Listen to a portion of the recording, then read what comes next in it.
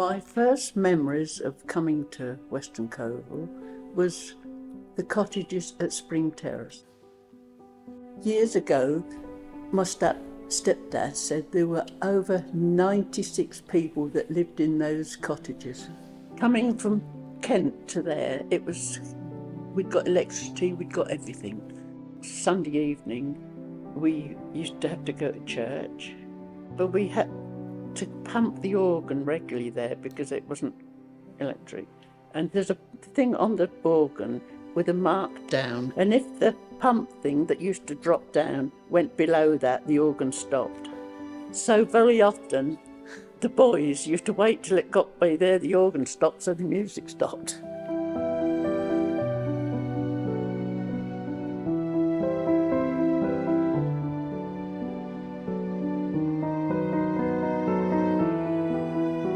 George Edwards lived in the school. He was the education officer of Cambridge. He said we were to enter the Dr. Palmer Wildflower Show from Linton all round there. So we did, we pressed the flowers, put them all, labelled them all, and Rosemary and I, funny enough, won.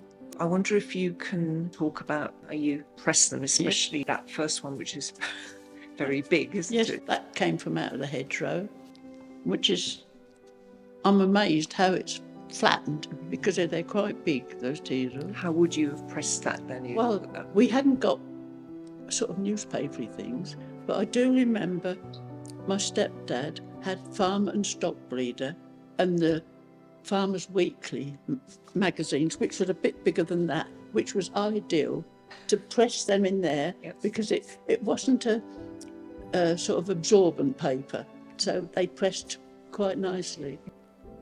So what about school? What do you remember about going to school? I remember that very well.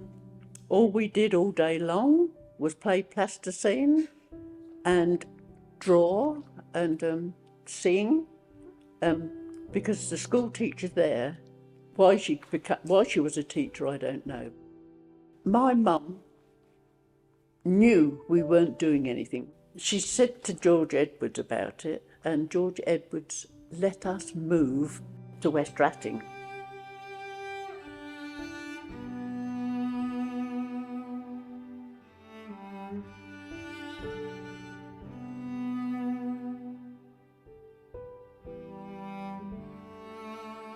Mum was very clever.